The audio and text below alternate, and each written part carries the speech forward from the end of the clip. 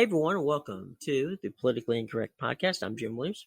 Joining me as always, my buddy and partner in crime, Alan Joel Steinberg. And as we look back on a very eventful week, Alan, let's begin with Bob Woodward's book and the tapes that came out that proved that the president knew long before he let the rest of the country know that the coronavirus was going to be bad. Well, good morning, Jim, and all those who are listening at this time of real distress for America. What really hit home with me about the Woodward book was the aftermath.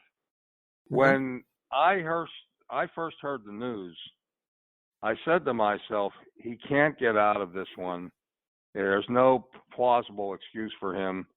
It's all on tape. This was an act of criminal, gross negligence on his part.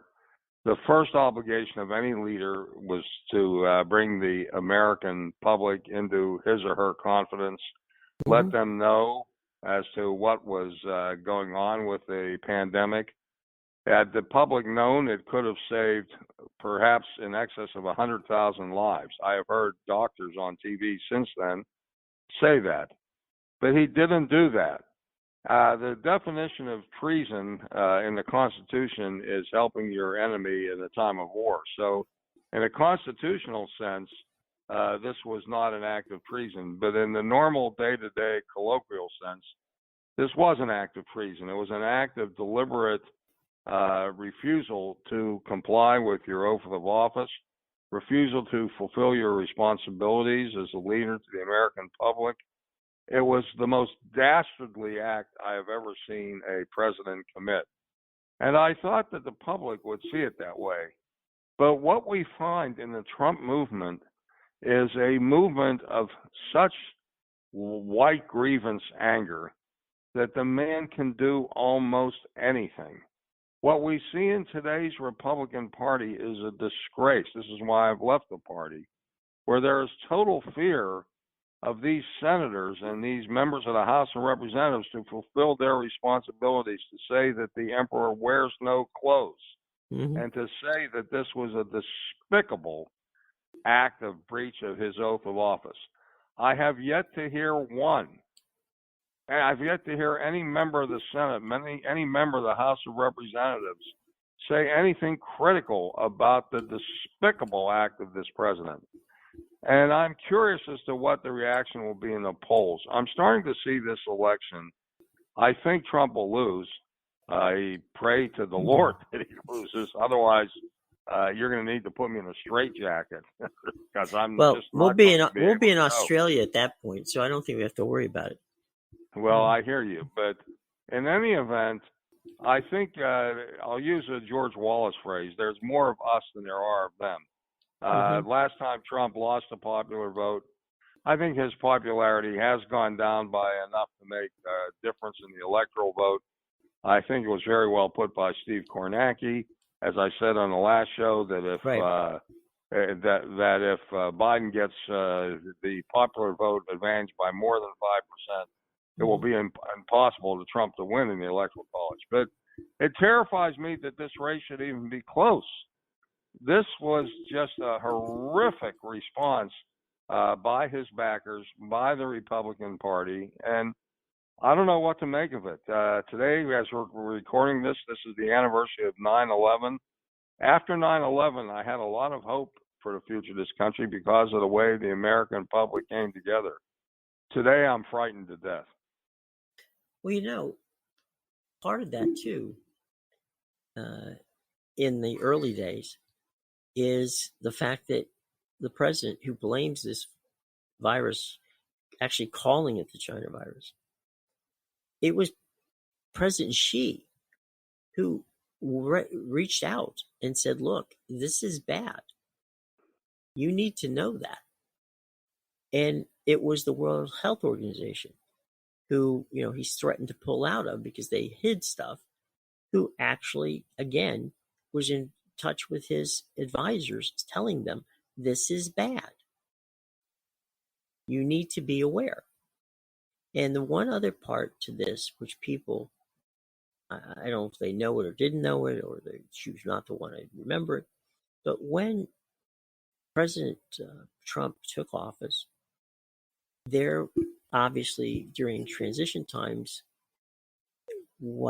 as we take you inside the ropes here a little bit, the incoming president receives briefings from the White House on what's going on so that they know what they're getting themselves into the moment they step foot in the Oval Office.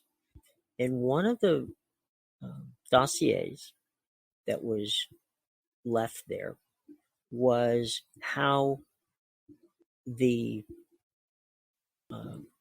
Obama administration handled a number of different flu and health issues. And there was an 87-page dossier, which included the fact that there was a task force at that time that was solely there to check out potential viruses that could be debilitating to this United States. And the reason was, and you know this, Alan, as we speak on 9/11, was that so many people in the government and in the intel community thought that the next thing that would happen would be some sort of nerve gas, some sort of virus that would be dropped in the water supply or something along those lines. And they wanted, as a security issue, they wanted people to know that we could be attacked without ever having another person from another country step on our soil by simply, poisoning the water supply of a major city or something like that, just to drive fear into people. So that's what it was there for. And it morphed a little more during the F1N1 viruses and all the different, issues that came about. But the president was briefed by the president of China.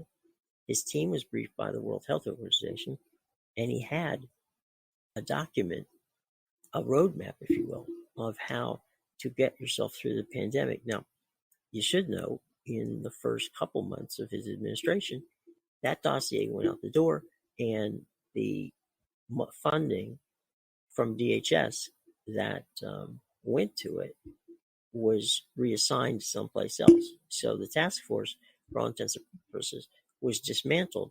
All the information the task force had provided was put in somebody's desk drawer, and the money to keep that task force alive went out the door in 2017. So that adds more fuel to your already pretty amazing bonfire. Well, I'm aware of that. I agree with you. And let me take it a step further. Okay. When I was in the Bush administration, we were already aware of the danger of a future pandemic, both from the standpoint of national security and also the fact that we are now living in a global village. Right. It is easier for these pandemics to spread. So we had drills on how to respond to a pandemic. And the Obama administration, to their credit, formalized this with their pandemic task force. This goes way beyond partisanship. The problem with Donald Trump, and this also came out in the Woodward book, is his hatred of Obama is so deep, and it's all due to racism. The book does totally reinforce the allegations of, not allegations, the evidence, the proof of Trump racism. And that's what motivated him in his total hatred of Obama, which in turn results in his being dismissive, his being in opposition to every single thing Obama ever did, just as a matter of reflexive behavior on the part of this racist Donald Trump. And our republic is in danger from this. I can't say how much. And I am really terrified at the possibility of his reelection. I am terrified at how you can point all this evidence to his supporters and they will just laugh. To see a rally the other night where none of his supporters were wearing masks, The mask issue, he's totally politicized. This is disgraceful. This is terrifying that a basic matter of public health he's made a badge of honor to violate. It is despicable. There has never been a president of such ill character. There has never been a president that so polluted the discourse in this country. And I today am terrified at the possibility of him being reelected. I don't think he will be. A few weeks ago, I was positive that he wouldn't be. And the polls continue to show the weakness in his reelection effort. It was reinforced by the New York Times report that they've just about run out of money in the Trump campaign because of their own negligence and basically their need to satisfy the vanity of Donald Trump with stupid efforts like the Super Bowl commercial, which really had no impact for this election. But I pray that he is not reelected. It goes way beyond politics. You know, it's funny about the Super Bowl commercial. That commercial was in direct. You remember that Mike Bloomberg bought the Super Bowl commercial, right? And so at the time, Bloomberg wasn't even a candidate because he wasn't on any ballot anywhere. So Trump had to go ahead and match Bloomberg by buying a $10 million ad during the Super Bowl. So, yeah, that wasn't a very bright situation on that standpoint. But look, when you were an advisor in the Bush administration, you had some of the best and brightest people around you. And I don't see that. There's no policy shop at the White House that I'm aware of. And there's no depth, if you will, of information where you can pick up the phone and say, I need a brief on X, Y, or Z and get it. I mean, these are guys who literally, it looks as if, and maybe I'm wrong, you can certainly tell me if so, that need to pull out a map to figure out where some of these countries are because they don't know. There's never been a brain drain. There's never been a brain drain that I can remember in history, in my history, I should say, where the president has fewer people of knowledge around him. Well, there are no brains in this administration. There are two prevailing themes that you find in Trump people. Number one is an incredible lack of expertise in his top advisors. The best example is Jared Kushner, who has bragged about how he had to read books on the Middle East in order to get involved in the whole process of negotiations, who complains that he has to read. And you have a whole series of advisors who are basically anti-scientific, that they will be opposed to people like Dr. Fauci, who has demonstrated expertise that is relied upon by office holders of both parties. The second feature is a partisanship that is so intense that they will never cross the aisle to seek out the best and the brightest on the other side when the other side is willing to give advice. Let me give a personal example of this. Sure. When I was installed as Region 2 EPA administrator, one of the first phone calls I made was to Jim Florio. Now, right. Jim Florio was a former congressman from South Jersey who had been the sponsor and the party most responsible for the enactment of the Superfund program, which is the most effective federal environmental program. And he also was a person credited with people on both sides of the aisle in terms of his expertise on climate change and other issues that are really weighing upon us. And I called him because I wanted to make arrangements for a meeting of a half hour, 45 minutes. Mm-hmm. And when he came into my office, it was like sitting there with an environmental encyclopedia. Mm-hmm. And after the 45 minutes, I said, Jim, you got to stay for lunch.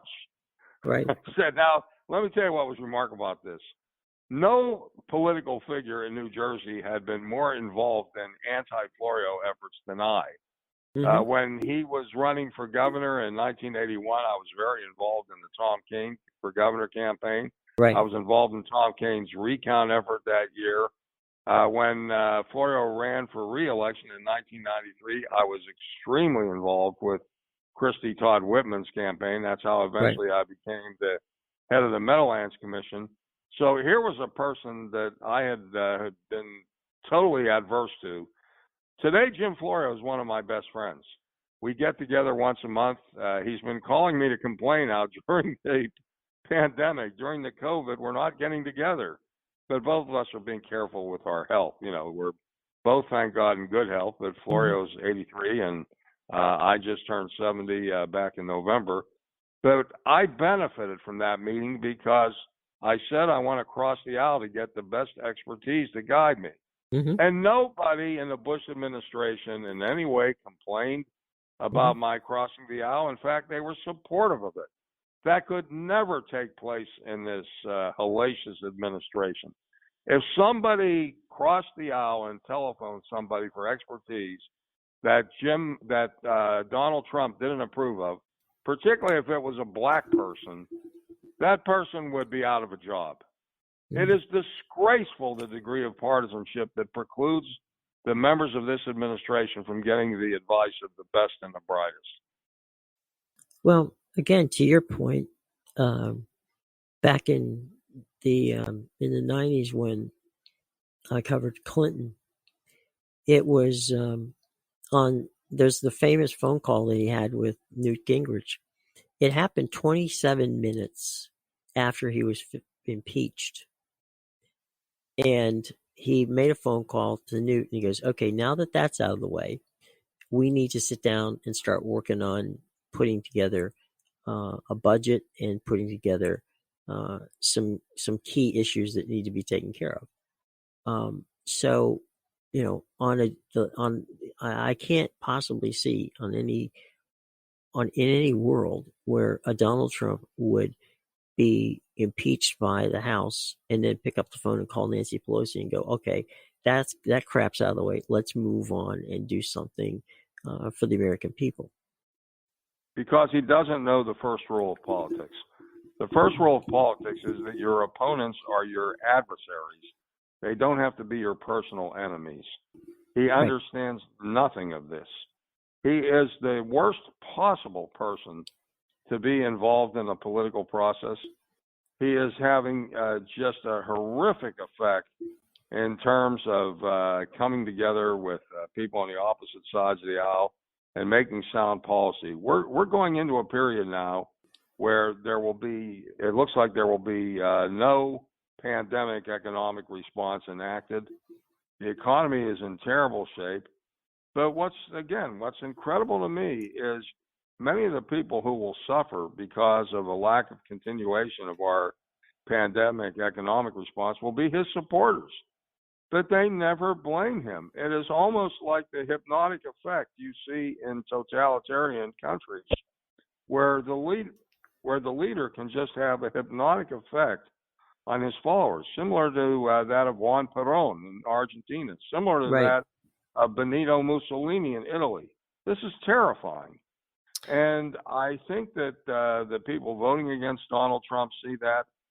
But I think that it's just shocking the number of Americans who will keep following him unto death. They will go to a rally where their lives are in danger, literally. They will go to these rallies where there are no masks, where there is no social distancing. They will risk their life for a president who basically is a bum. It's amazing. My thoughts there. There you go. Tell me what you really think, right? Alan and I will be back to continue to talk about what's going on with the Woodward book, as well as a look as we get close to almost 40 some odd days out from the election, right after these words. Okay, my friends, all of us newsies out there, I got something for you that is very, very cool. It's not just cool, it's cutting edge. It's Ground News.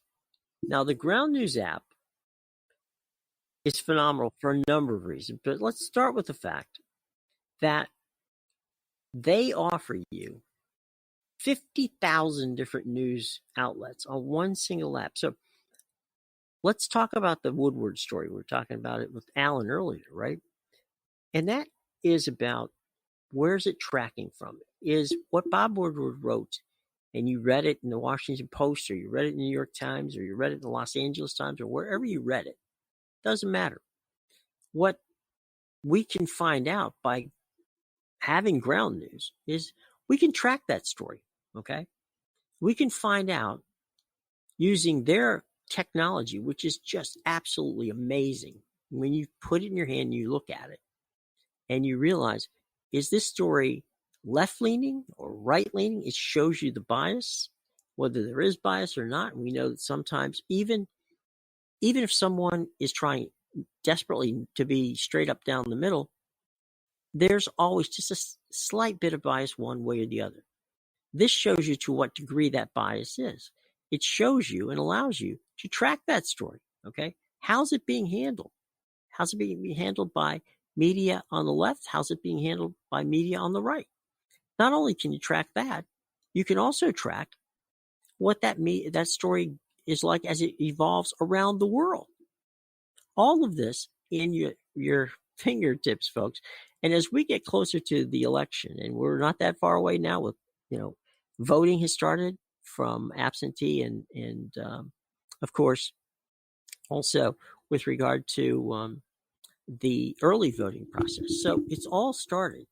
And now we need to know more than ever, what we are reading, is it true or is it spin? Well, without doubt, you don't have to fall prey to algorithms anymore or bias in the news. Ground news lifts the veil of media spin and empowers you. That's right, you, the listener, to judge the truth for yourself. I mean, that's all we ever want, right? You give us the truth, we'll decide. Well, ground news does that for you. Ground news does that for you better than anything that's ever been out there. Because, as I said before, you can look at the story, you can read the story, you can track the story, you can find out how it's being spun other places. So, I got a deal for you, okay? And that is, if you sign up today, you get 7 days free of Ground News Pro.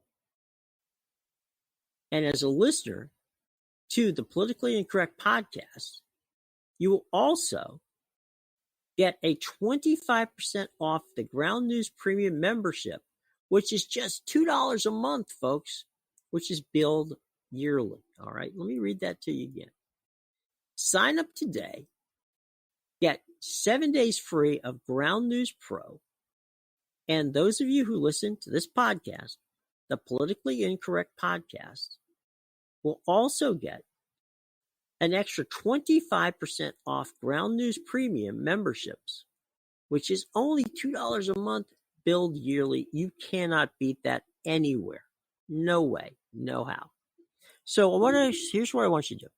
I want you to go to ground.news/ my last name Williams. That's ground.news/ my last name Williams, WILLIAMS. And you can get that 7-day free trial plus the 25% extra off of Ground News Premium, and you can get it today. Folks, look, this is the most important election in our lifetime. It is so important that you know what's going on, not just in the election, but with the issues that you care about. Ground News gives you the opportunity to get the spin totally out of your news and to find out where that news is coming from. And as I said before, we got a great deal. 7 days free of Ground News Pro for the listeners of the Politically Incorrect podcast. And you also get an extra 25% off Ground News Premium's membership, which is only $2 a month, billed yearly. Folks, you can't beat that. Don't wait. Go right now to ground.news/ my last name Williams and take advantage of this offer and do it now. All right. Okay. Thanks. Welcome back, everyone, to the Politically Incorrect Podcast. I'm Jim Williams, Alan Steinberg with me. Prior to the break, we were talking about the Woodward book, and let me ask you a bit. You're talking about Jared Kushner. Now, you certainly have knowledge of the Kushner family and what's going on there. One of the things that, the Israeli UAE deal, one of the things why I think it happened, and obviously I want your opinion on this, it's really a transactional deal. The UAE was constantly concerned about what the Saudis were going to do to them, let alone the Iraq and Iranians. If they sided with Israel and became partners with them, that was almost, to me, like it was like an insurance policy. We've got the Israelis on our side. That'll be good. If we ever have to, if somebody invades us or something like that, we can always call on them and they can help us out. So I thought that was, I hope it works, because I think any good relationship between Israel and any of the Gulf state countries is a good thing. But I do believe this one is far more transactional than it is altruistic. It is transactional, and I agree with you. It is not a bad thing. Right, no, it's never a bad thing. But what it really is it's a formalization of an economic relationship that already exists. You already have a number of economic ventures between Israeli companies and companies in the United Arab Emirates. It's a formalization of that. However, it appears already that it will have almost no effect on the other Gulf countries. Saudi Arabia is not going to recognize Israel because the mood of the fundamentalist Arab street is too intense. If the Saudi Arabian leadership recognized Israel, there would be a tremendous violent uprising. The Iranians would take advantage of it and would call the Saudi leaders traitors. That's not going to happen. So again, it's not a bad thing. It is something that is helpful economically, but its impact is being very grossly overstated, not only by the American leadership, not only by the Trump administration, which is desperate for some kind of success. It's also being exaggerated by Bibi Netanyahu, who is in very delicate shape right now because the coronavirus in Israel has become out of control, literally out of control. And Bibi always survives everything. He's smarter than Trump is, actually. He's got a tremendous survival sense. But right now, his future as Israel's prime minister is more endangered than ever. So he will make maximal use of this. I think also that there's one impact of this transaction that is negative, and Israel itself is a little befuddled by this. Number one, it was understood, at least by American leadership, that the UAE would get certain weapons of war, right. Certain fighter aircraft, and Israel's not too thrilled about this. Right. And that's a consequence that was not really taken into account. There's opposition to this in Israel. Now, there's one salient fact of all this. The United Arab Emirates has never been at war with Israel. It's not like Jordan, where you had a major peace arrangement back in 1996 with then King Hussein. It's not the same thing as the deal with Anwar Sadat in Egypt, which were the two principal countries at war in the first four Arab-Israeli wars. This is an arrangement, an economic arrangement, basically, with a country that Israel has never had any war with. So it has significance. It's being overplayed because of the interest of both the Trump administration and Bibi Netanyahu in Israel of having some success they can point to. What about Qatar? I mean, they're very much like a UAE. Is that a potential? Maybe, except that at times their interest has been very adverse to Saudi Arabia. There was, of course, the blockade of Qatar that was very much in the news in the last few years. So maybe they could get America could get some sort of recognition from Qatar, but it may have a negative impact in terms of the relationships with Saudi Arabia. Speaking of Saudi Arabia, Jamal Khashoggi, the trial of those who supposedly killed Jamal Khashoggi took place in Saudi Arabia. 20 years, I believe, is the highest sentence that came out of that. There was no name of any of the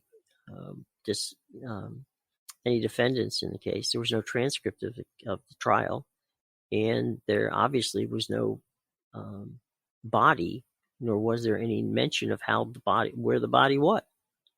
And Mohammed bin Salman escaped all responsibility. Right, 100%. Everyone knows that he was responsible, and in the Woodward book, there is evidently some passages where Trump brags about his ability and the fact that he did things to shield MBS from prosecution. Right. And I think as long as we have lived, I think that the United States has had some sort of blind spot when it came to working with MBS and his predecessors. They've gotten away literally with murder, and for some reason, we tend to just not go there. Is there any thoughts on that? Well, for decades now, and I'm not blaming one person. No, it's not Trump or it's not Obama. The problem didn't start with Donald. The problem did not start with Donald Trump. No.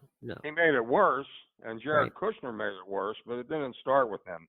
Right. There's a very good book written by Professor, I believe he was at Columbia, Andrew Scott Cooper. The title of the book was The Oil Kings.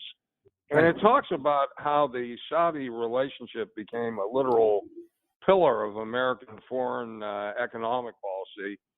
This goes all the way back to the administration of Jerry Ford, because at that time, we had a relationship with the Iranian government, the government of the Shah of Iran. Right. It was a long-standing relationship where they supplied us with plenty of oil, and we supplied Iran with arms that they really didn't need.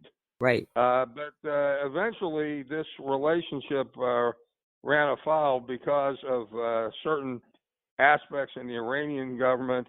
The Shah became very demanding, and as a result of which, Bill Simon at the time, who was the energy czar, started turning very sharply towards Saudi Arabia and our foreign policy. And ever since then, it's been the case. I don't think it should be. We're supposedly energy independent right now. I don't understand why we continue to place such reliance on Saudi Arabia. Yeah, it's amazing. It's totally amazing. Let's talk a little bit of election politics here. We talked about that the revelations from the Woodward book came out on Wednesday. We're speaking right now on the morning on Friday. None of the polls, no new polls have been taken. Do you expect in any way that there will be any movement one way or the other? I think the overwhelming majority of the American public has made up its mind. I don't think the debates will have anything but a marginal impact. Right now, there is coalescence among all the reputable polls that Biden has a lead in the popular vote of roughly 7 to 8%. Some of the polls have him even higher than that. He has enough of a margin in the popular vote that he is likely to win the White House. There's another factor also. In the 3 states that Hillary Clinton lost last time, that gave the election to Donald Trump, the states of Pennsylvania, Wisconsin, and Michigan, the lead for Biden is not only widening, it's also becoming much more firm. So therefore, he doesn't absolutely need to win the state of Florida. It would be nice if Biden did win that state, because then on election night it would be all over. Excuse me. But it's not a certainty. Florida is very much up for grabs. All the polls seem to have that race within the margin of error, but it's very much outside the margin of error in Pennsylvania and Wisconsin and Michigan. The election in those states just becomes a matter of making sure that the Democrat voters get out and vote.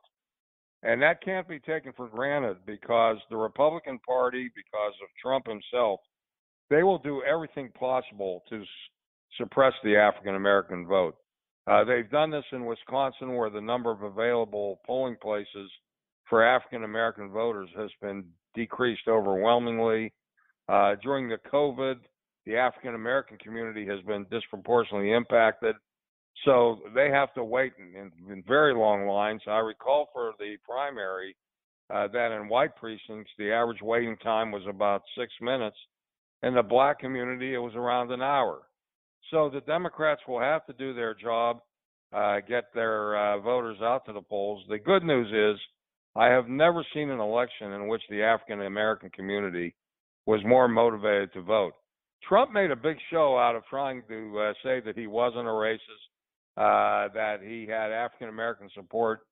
He made this show not per se to get more African American votes. He knew he couldn't do it.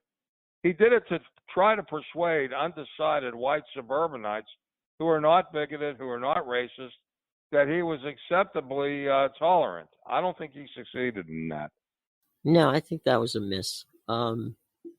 Let's talk for a minute, excuse me, about mail-in ballots, because my mom, who lives in the beautiful area of Latrobe, Pennsylvania now, is called me frantically last week and said, I'm going to vote by mail, but should I show up at the polls?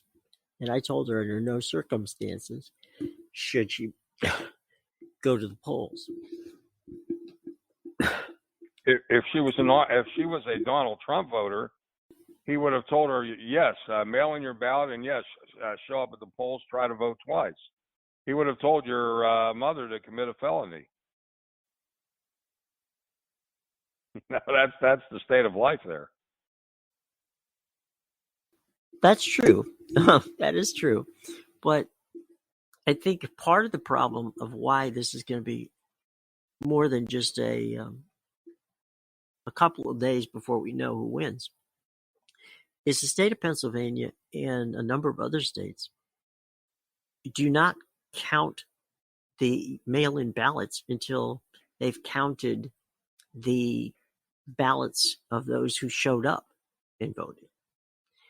So that means Pennsylvania and Michigan and Minnesota and Wisconsin all have those types of laws which say you can't do that. Well, if it's supposed to come down to, quote unquote, the swing states, and you can't count those ballots before the election day, and I'll give you a quick number, guys.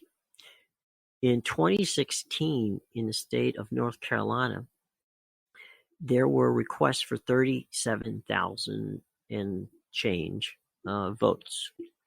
This time, and they're now voting in North Carolina as we speak, early voting, there were 645,000 requests. So clearly, we see that people are asking for ballots so that they can vote by mail. And the only thing I would say as a caveat before I turn this over to my learned colleague here is that please, if you do get these ballots, okay, There's absolutely no reason to believe that you're not going to get them counted.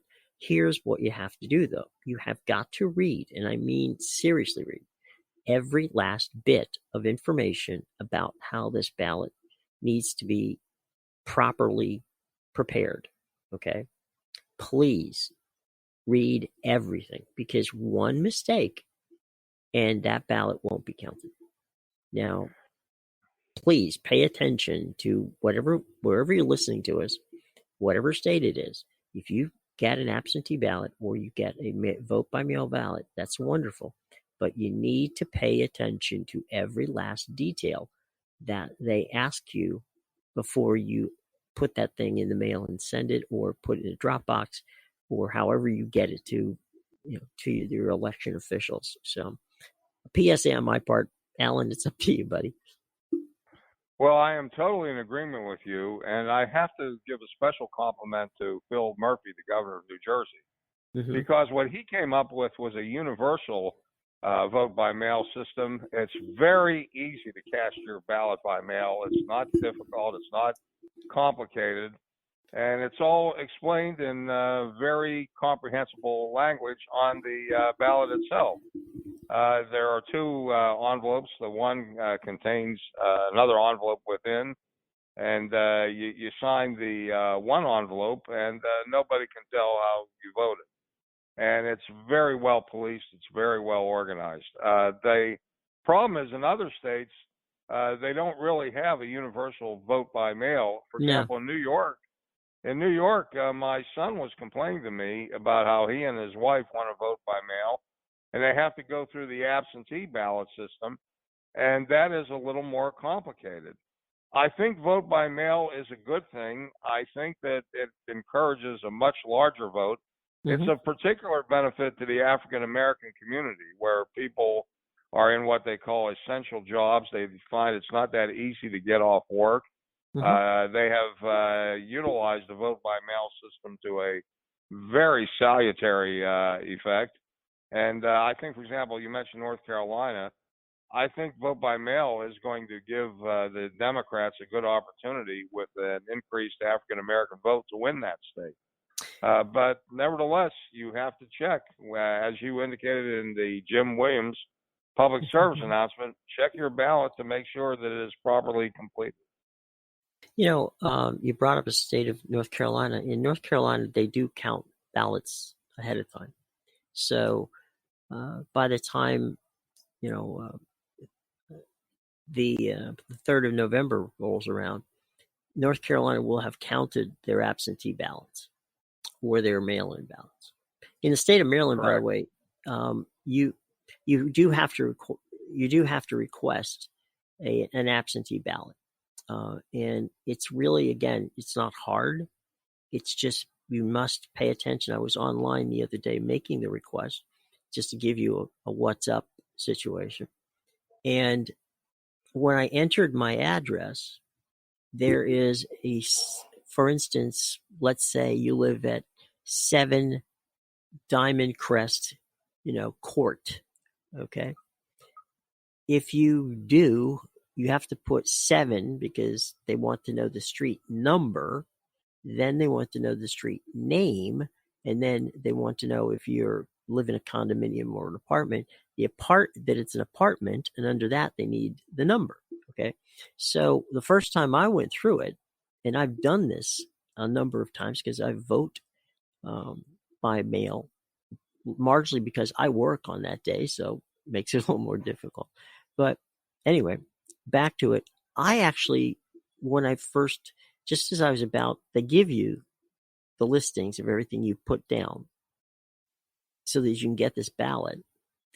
And I realized that I had skipped a step because I'm looking at it and I'm like, wait a minute, there's something missing here.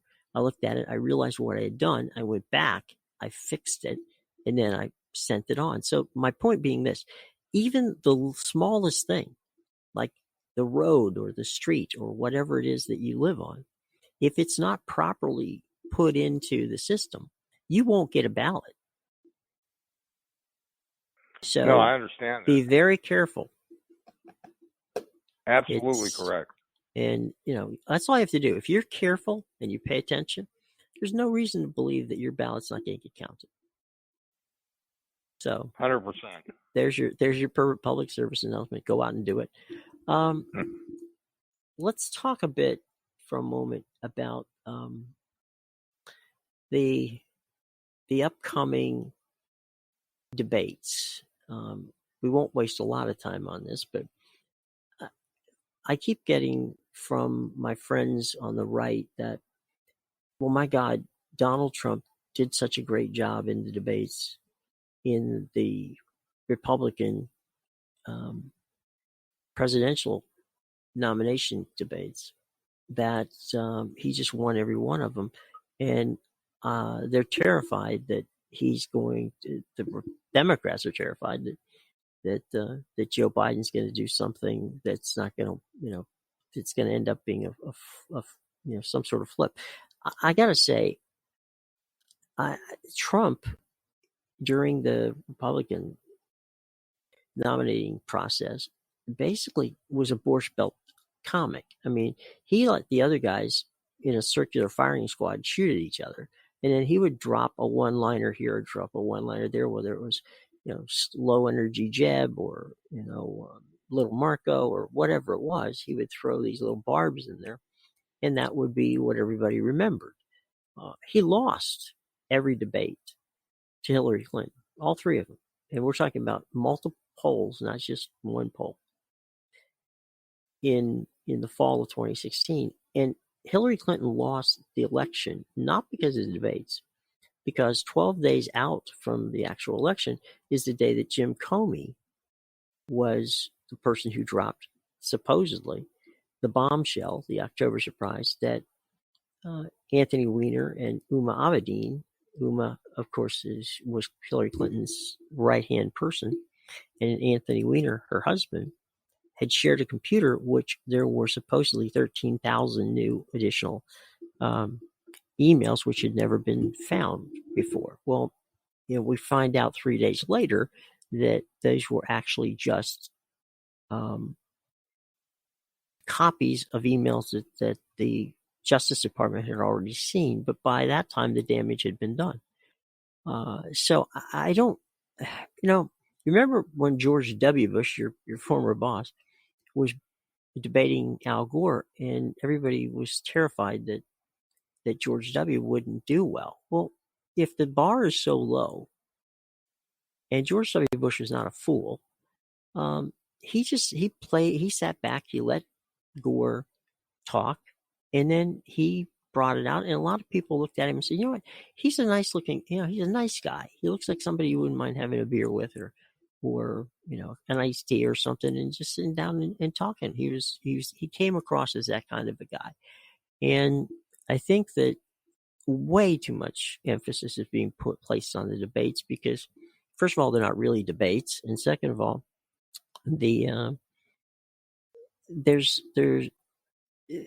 I don't see that you're going to see anything that's going to be disqualifying for either candidate in these debates.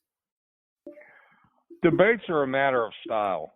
And as you indicated in the primaries of 2016, Donald Trump prevailed in the primaries because of his entertainment value. He did not do very well in the debates against Hillary Clinton. I think they were very much a positive for her. And as you indicated, it was the Coney pronouncement that really turned the election in Donald Trump's favor, and it was really by the skin of his teeth that he won. I think these debates can be the final confirmation of a Trump defeat, and I'll tell you why. Donald Trump is a bully. Joe Biden is your typical high school hero who, if he saw somebody acting abusively towards a woman or saw him bullying some boy who was not that physically strong, he would take the bully behind the schoolhouse and beat the living daylights out of him. That's Joe Biden's personality. He is perfect when posited against a bully. And I think the contrast of personalities is going to be perfect for Biden. I think not only do I have no worries about him surviving these debates, I think he's going to really beat the living daylights out of Trump. Trump will attempt to bully him, and it is Trump that will come out looking as if he is low energy looking as if he is too old for the job. Well, I think there's the madman effect with Trump. He can't. He's not disciplined enough to sit there and have a conversation. And I think that's the kind of thing. I'm going to do a throwback for you on this one. In the 1980 debates, Ronald Reagan is remembered for one simple line against Jimmy Carter. There's nothing remembered. Jimmy Carter's not remembered at all for those debates, but Ronald Reagan had one line which defined the debates, and in many ways was part of wrecking the end of Jimmy Carter. Much of it, by the way, Carter did by himself. He didn't need help on. But Ronald Reagan,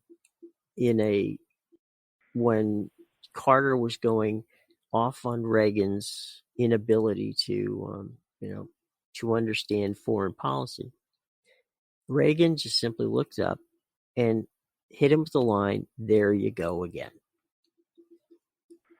That debate line will forever be remembered, not because it was particularly prophetic. It's just that it basically dismissed everything that Jimmy Carter said, and he did it in a polite way. He did it in a not sarcastic way, but in a brilliant stroke of oratory where he just basically said, all right, what you've listened to for the last 5 minutes or last hour or whatever, I don't know. Just there he goes again. He can't touch me when it comes to what I'm looking for. And it was so simple in its delivery and in its context, but it was so brilliant in when it was utilized.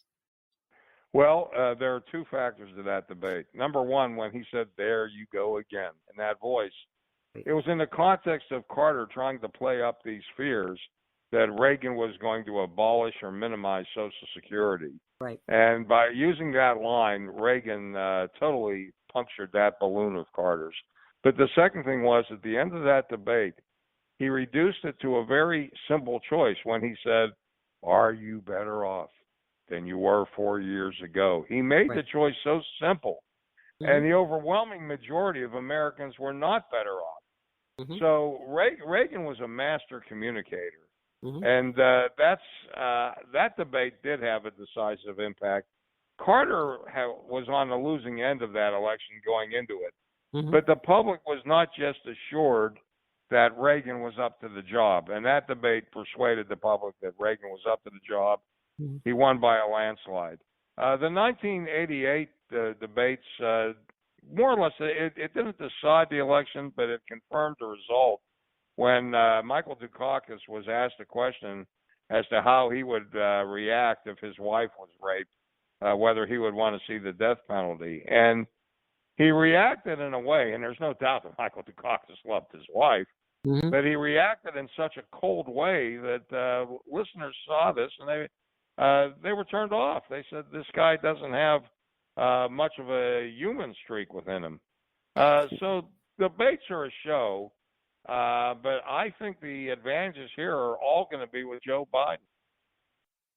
It's funny that you brought that up because I remember in '88, I had done some speech writing for the caucus campaign. And Susan Estrich, who was the person who was his campaign manager at the time, if you recall, there was an ad, and many of you wouldn't recall, maybe because you're not as geekish about these things as Alan and I. But if you look Willie Horton ad, yeah, I was going to say, if you type in YouTube and type up Willie Horton, that ad read once. It only ran once. Lee Atwater, many of you, again, Google him. He passed away. He was a genius at capturing the moment. Very much like a number of the people that Atwater was involved with and who had some of the same abilities to craft a masterful political ad are part of the Lincoln Project now. But But what happened was, in that case, because I remember watching it, because, as I said, I had a vested interest at the time, was that he missed the question. He didn't even Michael Dukakis didn't the question didn't register with him. And so when he said it, it didn't matter, as Alan said, he was very academic in his response. There was no emotion at all in it. It wasn't like when he heard the question, which I believe Bernard Shaw at the time posed to him from CNN. I believe that, the response, as Alan said, would have been hell no, and then I would have evoked, not that he would have asked me, but somebody might have, that I would have evoked the wonderful line from F.B. Bailey, the great defense attorney, who said, when asked, "Are you for the death penalty?" he says, "I am until somebody in my family gets killed." So I think that there's a lot of things that could have been done and could have been said, but between that and the brilliance of Susan Estrich to have Michael Dukakis photographed in a tank, certainly didn't help the campaign much along those lines. But debates are, the famous vice presidential debate between Quayle and Lloyd Benson, when Benson said to Quayle, when Quayle equated himself to John Fitzgerald Kennedy, and he teed up one for Benson, who shot back, "I served with Jack Kennedy. I knew Jack Kennedy, sir. You are no Jack Kennedy." We remember these debates for simple sound bites, and I think that Trump's inability to focus is going to make for a very entertaining 3 hours, because he's going to probably contradict himself and get input, and basically confuse most people. So even if Joe does make a gaffe, it's probably not going to be the number one story on any other place but Fox. He's going to try to bully him, and that's not going to. Trump is going to try to bully Biden. Right. And this is the worst guy in the world to try to bully. Yeah, I was going to say that's not a really good plan.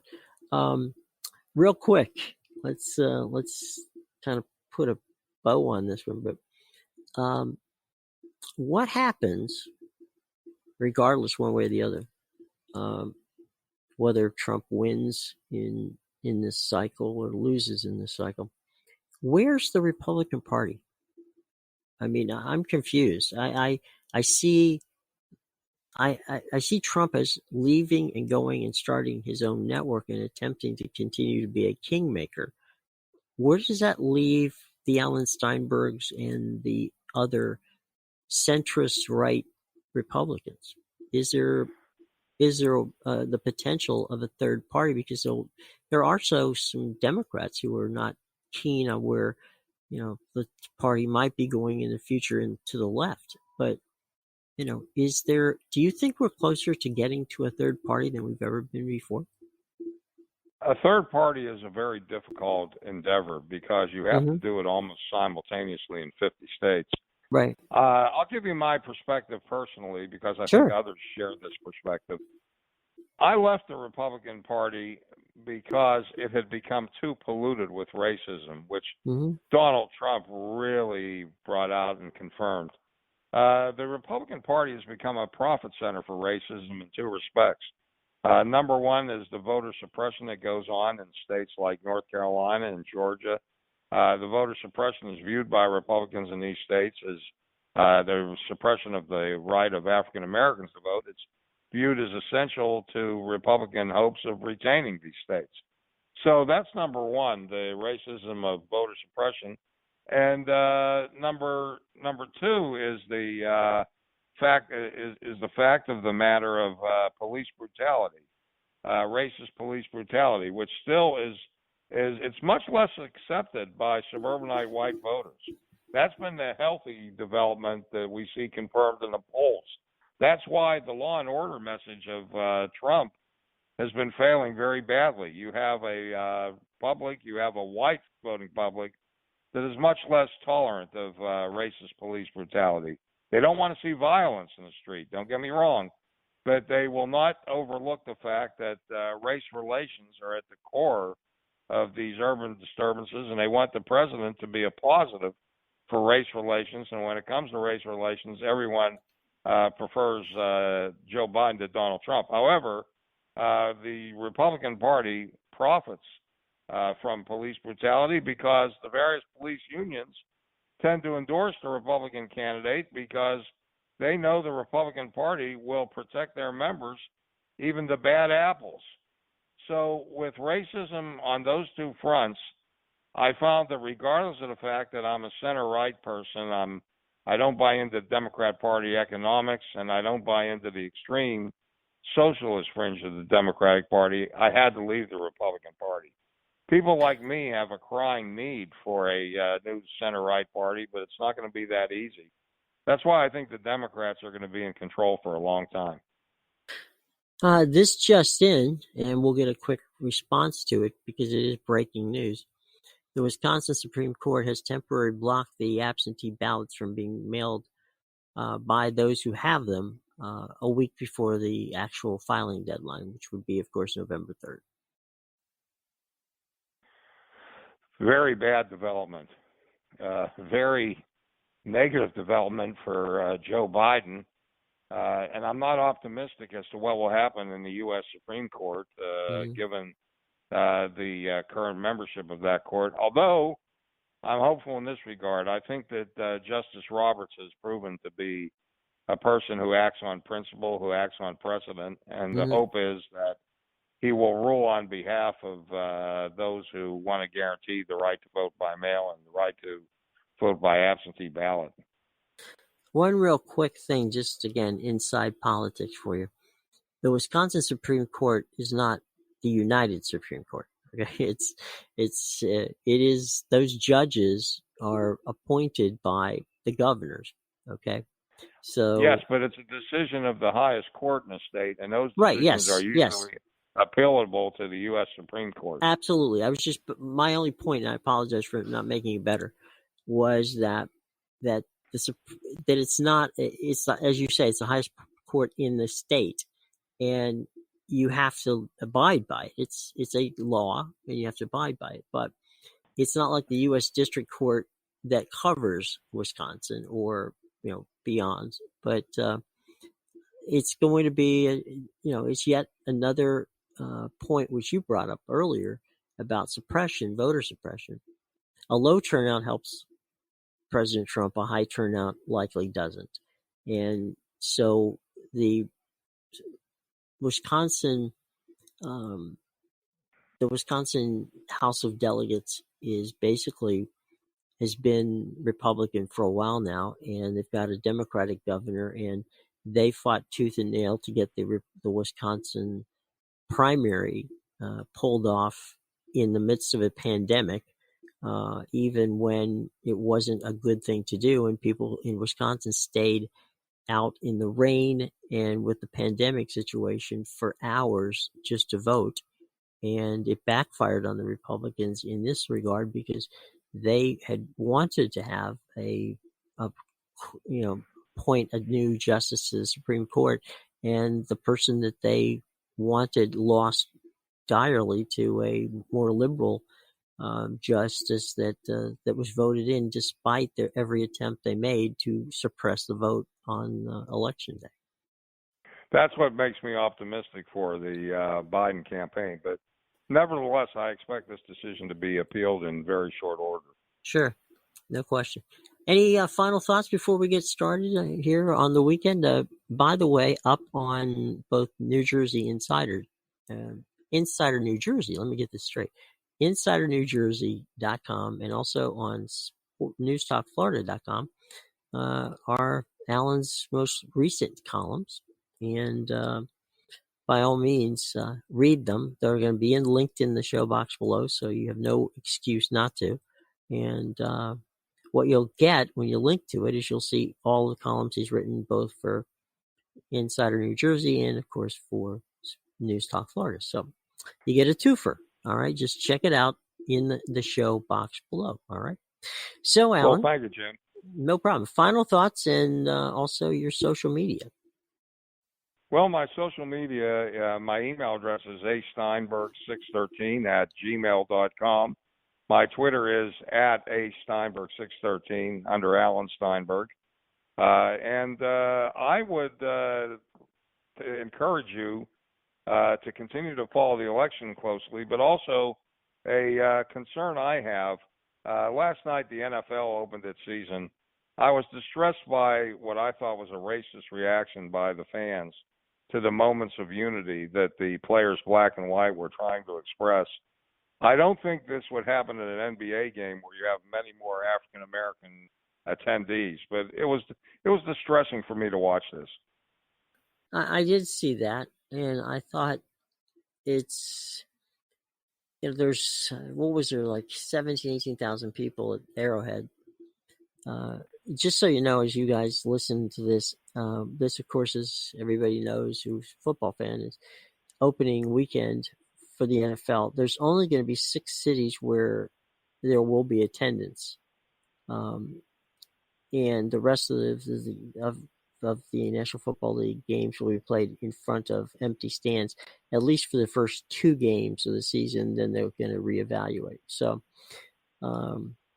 Kansas City was one of those cities that was allowed to have a small group of fans in attendance. But no, I think that you're missing the point, folks. If you're going to boo this, the point is they're trying to show solidarity, to a cause, and they're not disrespecting the flag. They're not disrespecting the United States. They're simply saying, we have the ability to call to attention something is wrong.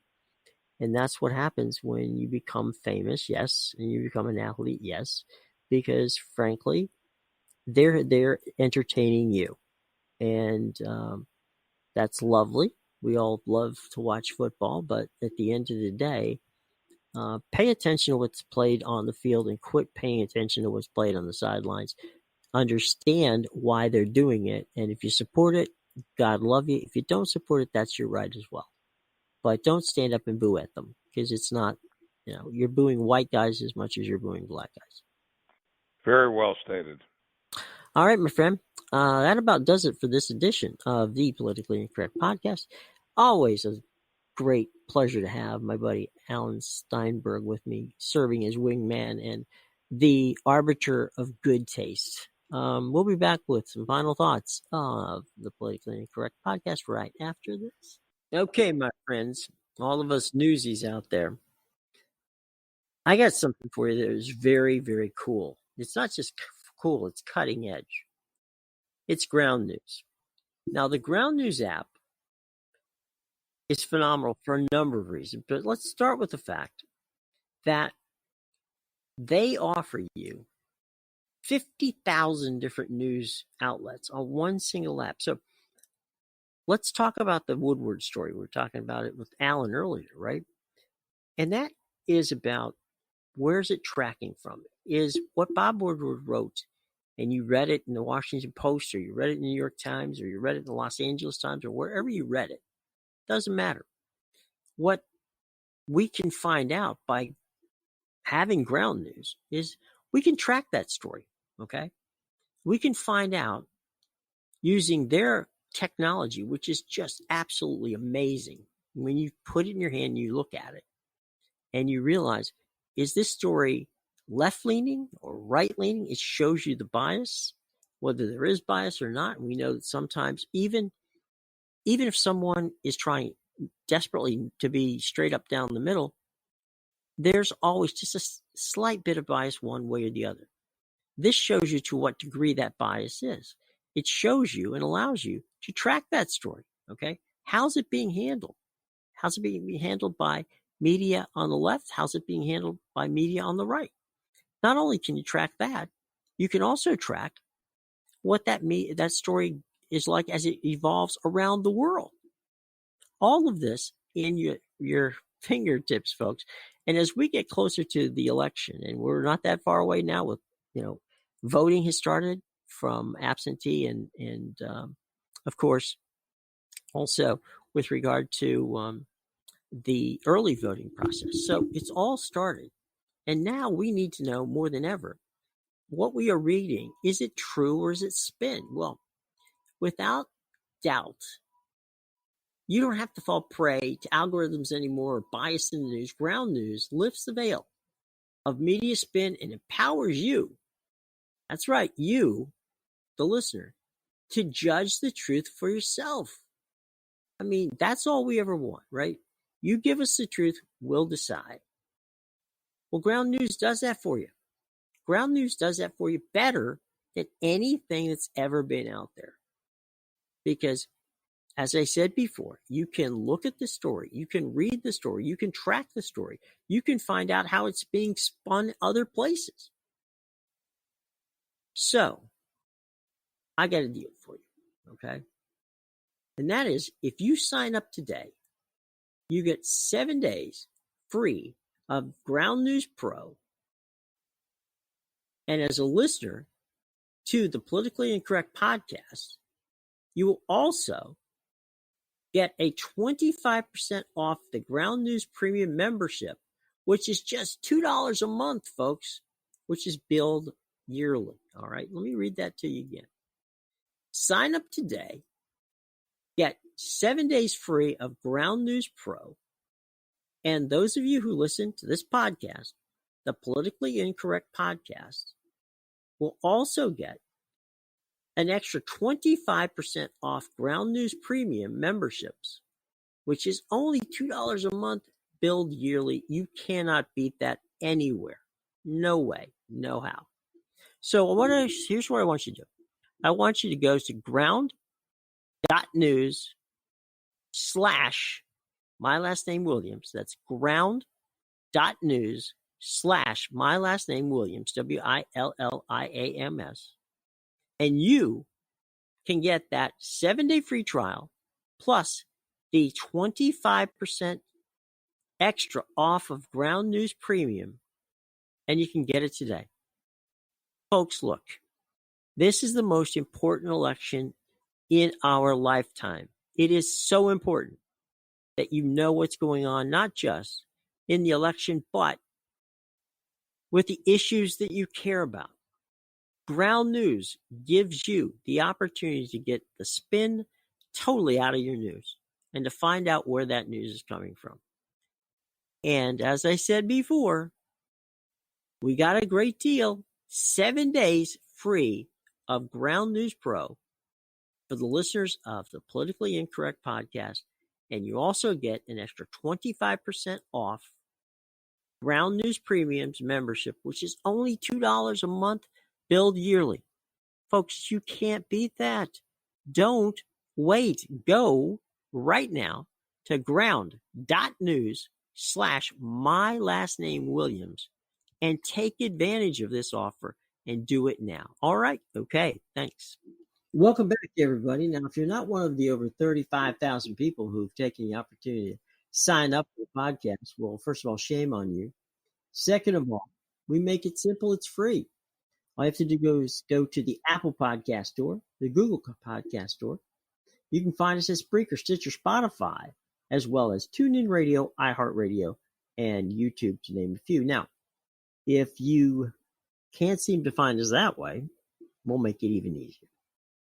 If you have Alexa, or you have Google, or you can have one of the Apple devices, which answers to Siri, all you have to do is ask Google, hey, would you do me a favor? Play the latest edition of the Politically Incorrect podcast with Jim Williams, and any one of those connected devices will do it for you, okay? And if that doesn't work, then pull out the old Google machine, type in the Politically Incorrect podcast with Jim Williams, and up will pop an opportunity for you to either subscribe or like it. Either way, you will get a brand new edition of the podcast sent directly to your tablet, to your phone, or both every week, okay?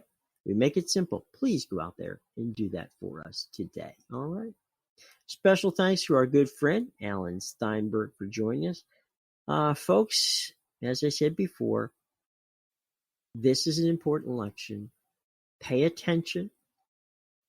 no matter what candidate you will be voting for. Many of you will have races going on in the Senate.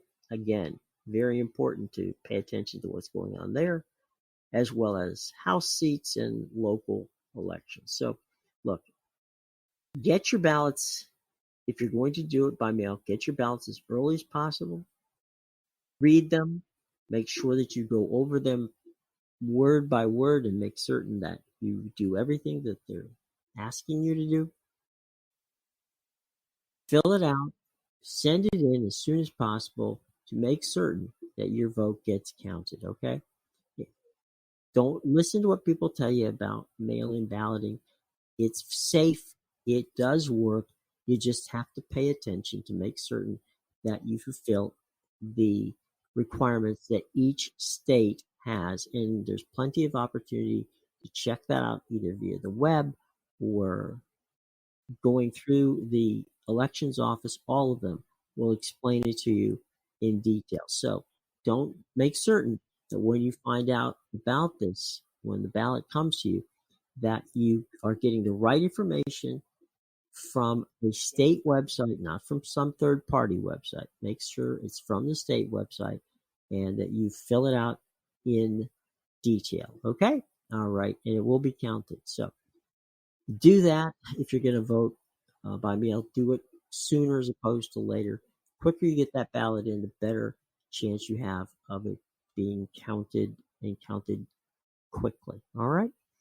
Well, next week, we will come back on Friday and fill you in on what's going on. If there's something that pops up during the week, we will do a short and quick update to let you know what's going on. So, folks, buckle down. It's getting close to the November 3rd voting deadline. Let's go and let's do it, and let's have one heck of a turnout for Campaign 2020. It's going to be messy, but you know what? Democracy is messy. The old saying, is people don't want to see the sausage made. Well, guess what?